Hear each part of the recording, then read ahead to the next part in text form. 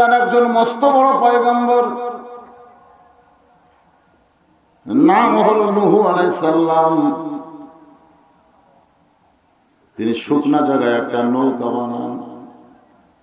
শুকনা জায়গা, কি জায়গা? আপনার এলাকার নৌকা আছে না নাই? আমাদের বগুড়া আবার ধানের শীষ। বগুড়া কিসের শীষ?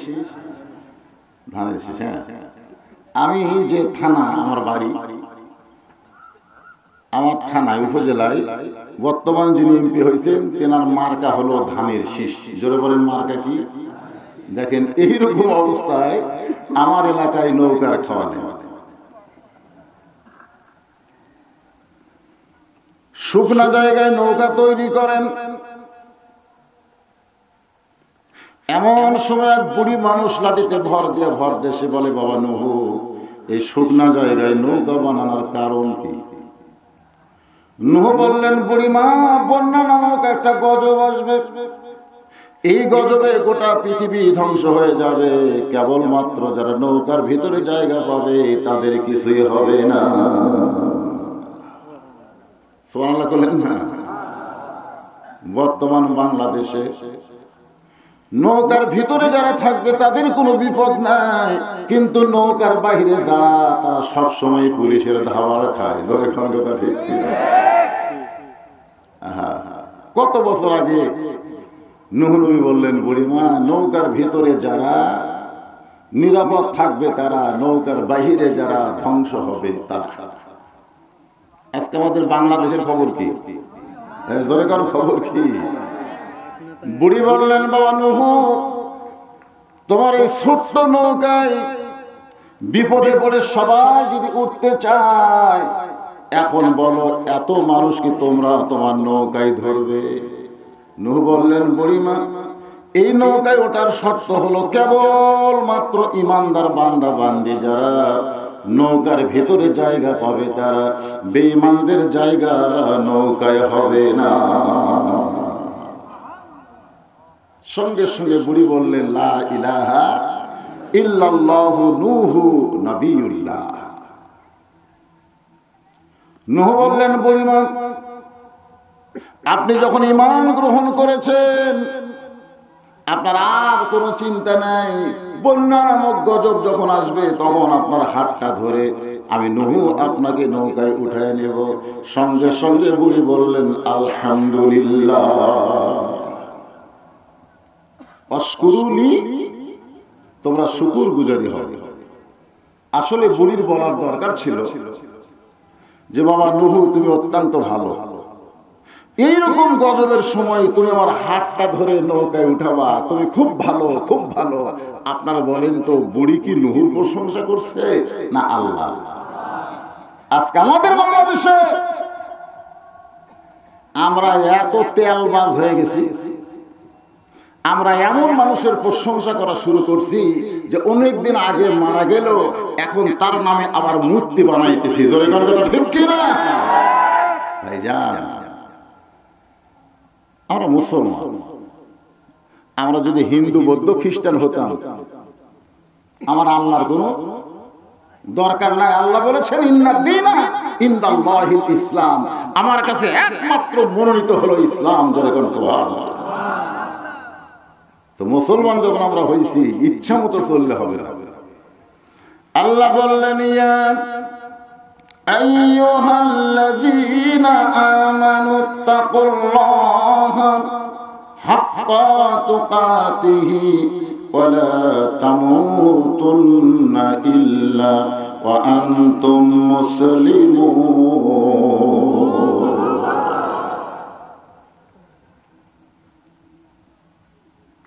বুড়ি বাড়িতে চলে গেছে, বন্যা গজব শুরু হয়েছে। গোটা পৃথিবী 40 দিন পর্যন্ত পানির নিচে থাকলেন। এমনকি পৃথিবীর সবচাইতে উঁচু পাহাড়টাও পর্যন্ত ডুবে গেল। 40 দিন পর নূহ নবীর সঙ্গে সাথে নিয়ে, মানে নৌকার ভিতরে যারা, তাদেরকে নিয়ে যখন জুদি পর্বতে, এমন সময় আল্লাহ ডাক দিয়ে বলে, নূহ, খবর কি? নূহ বলতেছে আল্লাহ, নৌকার ভিতরে যারা জীবিত আছে তারা, নৌকার বাহিরে যারা, সবাই ধ্বংস হয়েছে। আল্লাহ বললেন, নূহ বুড়িটার খবর কি? নূহ বলতেছে, আল্লাহ আমার মনি নাই। আমার কি নাই? দেখছেন, যে বলল হাত ধরে তোমাকে নৌকায় উঠাবো তার মনি নেই। হাই রে, কার পাশে মানুষ ঘোরে? আপনারা কার পাশে ঘোরেন? আমার দয়াল বাবা দরবারেতে কেউ ফিরে না খালি হাতে। দয়াল বাবা, একটা নবী পর্যন্ত বিপদে ভুলে যায়, তাহলে আমরা যারা বলি আমার পীর সাহেব আছে, আমার কোনো চিন্তা নেই, আমি পীর ধরছি, মুসলমান পীর ধরা চলবে না, ধরতে হবে আমার আল্লাহকে। ধরে কোন কথা ঠিক কিনা? হ্যাঁ, আপনি পীর ধরতে পারেন। আপনি যখন কোন নামাজ ইমামের পিছনে পড়েন তখন আপনি ইমামকে ধরেন, ইক্তেদাই তো বিহাজাল ইমাম বলে। ধরে কোন কথা ঠিক কিনা? ইমামকে ধরেন, আপনি ইমাম যা করতেছে আপনি তাই করতেছেন না? করতেছেন কি করতেছেন না? কিন্তু ইমাম যদি আসরের 4 রাকাত ফরজের 3 রাকাতে বসে, আপনারা বলেন কি তখন আপনি ইমাম ধরে থাকেন না লোকমা দেন? কেন লোকমা দেন? আপনি বুঝাই দেন, ইমাম আমরা তোমাকে ধরবো ততক্ষণ তুমি আল্লাহর আইন মানবে, যতক্ষণ। যদি কোন কথা ঠিক কিনা? আমরা তোমার পিছনে আছি তো কতক্ষণ? যতক্ষণ তুমি আল্লাহর আইন নবীর তরিকা মোতাবেক থাকবে, আমরা ততক্ষণ তোমার পিছনে আছি। তুমি যদি আল্লাহর আইন নবীর তরিকাকে ভুল করো, আমরা লোকমা দিয়ে তোমাকে সাইজ করে দিব। ধরে কোন কথা ঠিক কিনা? আপনারা বলেন তো, আপনারা যারা পীর ধরছেন, এই পীর যদি আল্লাহর আইন নবীর তরিকা বাদ দেয়, নিজে একটা তরিকা বানাবে, নিজে একটা বানাচ্ছে। আল্লাহ বলেছেন, আতিউল্লাহ ওয়া আতিউর রাসূল, আল্লাহর আনুগত্য করো, নবীর তরিকা মোতাবেক চলো। মানুষের বানানো কোন তরিকা যদি কেউ মানে, সেইটাকে আল্লাহ গ্রহণ করবে? গ্রহণ করবে? রাসূল বলেছেন, আমি চলে যাওয়ার পরে তোমাদের জন্য 2টা জিনিস রেখে গেলাম। আল্লাহ রাসূল বলেছে, লান তাদিল্লু, লান তাকিদ, তোমরা কখনোই পথভ্রষ্ট হবে না। একটা হলো কিতাবুল্লাহ, আর একটা হলো সুন্নাতে রাসূলুল্লাহ। ধরে কোন সুবহানাল্লাহ। নূহ নবী বলেন, আল্লাহ আমার মনি নাই। কি নাই? আল্লাহ বলে, নূহ তাহলে বুড়িটার খবর কি? নূহ বলতেছে, আল্লাহ গোটা পৃথিবী যখন ধ্বংস হয়ে গেছে তখন বুড়িটাও ধ্বংস হয়ে গেছে। আল্লাহ বলে, নূহ আজগুবি কোনো কথা বলা যাবে না, কথা বলতে গেলে তোমাকে তদন্ত করে কথা বলতে হবে। আজগুবি, আজগুবি আপনারা বলবেন, এটা হলো আমাদের বগুড়ার ভাষা। এর পিছন দিক থেকে ভাই বলতেছেন অজাতা, মানে অজাতা কোনো কথা বলা। আজকে আমাদের বাংলাদেশে যত কন্দল হচ্ছে, যত মতভেদ হচ্ছে, ফিতনা হচ্ছে, এই সবগুলোর পিছনে হচ্ছে অজাতা কথা বলা। ধরে ফেললে তো ঠিক কিনা? অজাতা। আল্লাহ নূহ নবীকে বলতেছেন, আজগুবি কোনো কথা বলা যাবে না, কথা বললে তদন্ত করে কথা বলতে হবে। প্রত্যেকটা গ্রামে 2-1টা এরকম তেলতেলা গোয়েন্দা থাকে, ওরা সবসময় খেলে আজগুবি কথা কয়। ধরে কোন কি কথা কয়? আমাদের বগুড়া জেলায় ইমাম সাহেবের বাড়ি হলো মাটির তৈরি। ধরে কোন কিসের তৈরি? আর আপনারা অবশ্যই জানেন, মাটির তৈরি ঘরে কিন্তু মোবাইলের নেটওয়ার্ক থাকে না। থাকে? থাকে না। মাটির তৈরি ঘরের মধ্যে নেটওয়ার্ক ঢুকিয়ে না। তো এখন ইমাম সাহেব শুয়ে থেকে জানলা দিয়ে এরকম মোবাইল বার করে থাকে, মানে হাত বার করে থাকে, এরকম শুয়ে থাকে ঘরের মধ্যে, আর জানলা দিয়ে এরকম মোবাইল ধরে বাইরে থাকে। কেউ যদি কল করে লাউড স্পিকার দেয়, এই ভিতর থেকে কথা কয়। একদিন এক ছেলে বলতে, যে হুজুর এরকম কেন? বলে নেটওয়ার্ক নাই। তো নেটওয়ার্ক যদি ঘরের মধ্যে না থাকে তৈরি করেন। বলে কেমনে? বলে একটা অ্যান্টেনা পাওয়া যায়, 300 টাকা দিয়ে কিনে বাঁশের মাথায় দিয়ে সেখান থেকে তার আনা মোবাইলের মধ্যে দিয়ে দেন, দেখবেন নেটওয়ার্ক ক্লিয়ার। যুবকের কথা মতো ইমাম সাহেব একটা অ্যান্টেনা কিনে বাঁশের মাথায় দিছে, ওই তার মোবাইলের মধ্যে ঢুকেছে, আলহামদুলিল্লাহ নেটওয়ার্ক ক্লিয়ার। কিন্তু এই গ্রামে একটা তেল তেলা আছে, ধরে এখন কি আছে, ওই সবসময় খেলে আধুনিকতা। ইমামের বাড়ির দিকে তাকায় বলতেছে, ইমাম আবার টিভিও কিনছে। শয়তান জানি না যে টিভির অ্যান্টেনা আর মোবাইলের অ্যান্টেনা ঢক এক হলেও মাপ কিন্তু আসবে। গোটা পাড়া অযথা কথা বলতেছে, ইমাম সাহেব নষ্ট হয়ে গেছে, ইমাম টিভি দেখতেছে, আমি নিজের চোখে দেখলাম। ও কোনোদিন মসজিদে যায় না, কিন্তু সেই দিন গেছে, যা বলতেছে নামাজ পড়বেন কার পাশে। সব মুসল্লি বলে কি আমাকে ইমাম নাই? বলে ইমাম তো আছে ঠিকই, কিন্তু নামাজ তো হচ্ছে না। সবাই কয় তুই আবার মুফতি হলি কবে? বলে মুফতি না, নিজের চোখে দেখলাম ইমাম টিভি দেখতেছে। সব মুসল্লি কয় সর্বনাশ, ইমাম যদি টিভি দেখে তাহলে তো নামাজ হবে না। জোহরের নামাজ পড়ানোর জন্য ইমাম সাহেব আসতেছে, কেবল মসজিদের দরজায় আল্লাহুম্মা ফতাহ তাহলি কবারই পারে, আল্লাহুম্মা ফতাহ ভিতর থেকে সব মুসল্লি বলতেছে না। ইমাম বলতেছে ভাই মা খেন, বলে আপনার পাশে নামাজ পড়বো না তো। বলে আমার দোষ, আপনি টিভি কিনে টিভি দেখেন। ইমাম আফসোস করে বলে আমি তো কিনিনি, তাহলে দেখবো কেমনে? অযথা কথা বলা তেল তেলা বলতেছে, তাহলে এন্টিনা দেখলাম। ইমাম বলতেছে এটা মোবাইল অ্যান্টেনা। সমস্ত মুসল্লি বলে দেখলি কি আর বললি কি? আমাদের বাংলাদেশে এরকম অযথা কথা বলার মানুষ আছে, যাদের কারণে সমাজের মধ্যে সবচেয়ে বেশি গন্ডগোল চলতেছে। এই জন্য অযথা। আজকে নবী নূরের তৈরি না মাটির তৈরি? নবী হাজের না গায়েব জানে? এইগুলা কথা তো অযথা। এইগুলো নিয়ে তো আমাদের গল্প নাই। কবরের মধ্যে 3টা প্রশ্ন করা হবে, 3টার উত্তর দিবেন, 8টা জান্নাতের দরজা খুলে যাবে। আপনি চিন্তা করে দেখেন তো, এই 3টার উত্তর আপনার জানা আছে? নূরের না মাটির, গায়েব না হাজার, এইগুলো নিয়ে কেন? এগুলো হচ্ছে অযথা। এইগুলো নিয়ে আমাদের মাথা ঘামানোর দরকার নেই। আমি যেদিন পড়েছি 70,000 নূরের পর্দা পাড়ি দিয়ে নবী আল্লাহর আরশে যাচ্ছেন,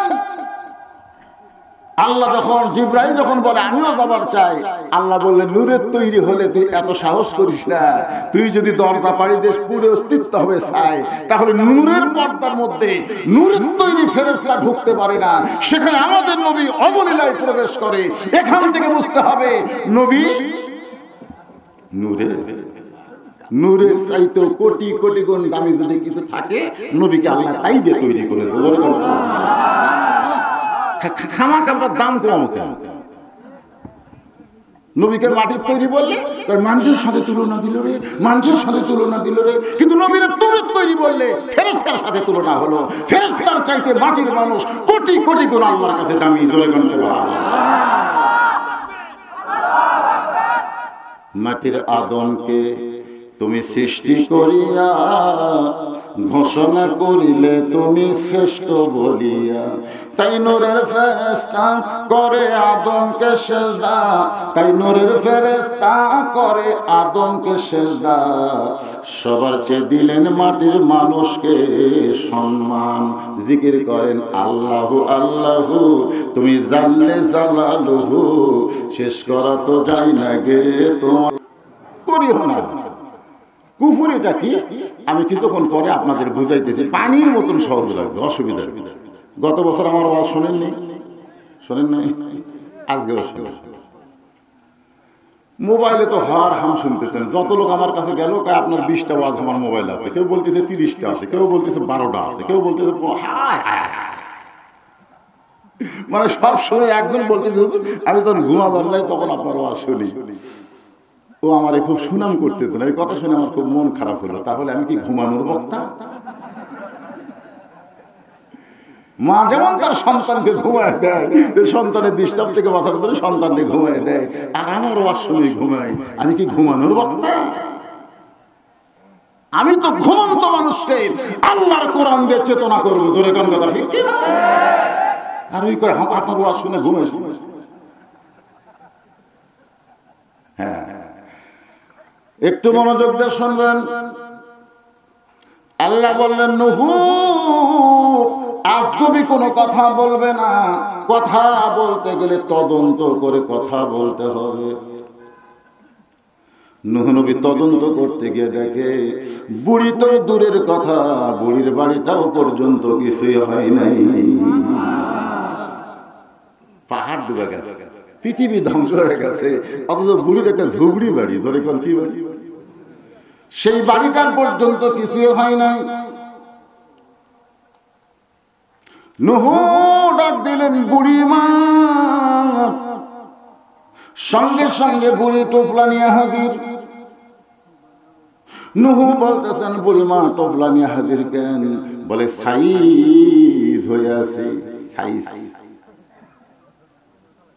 কখন আমাদের মৃত্যু হবে আমরা কি কেউ বলতে পারি? তাহলে সাইজ হওয়ার দরকার আছে না নাই? চলতে পথে 2 দিন থামিলাম, যাবার কালে একজনারও দেখা না পাইলাম।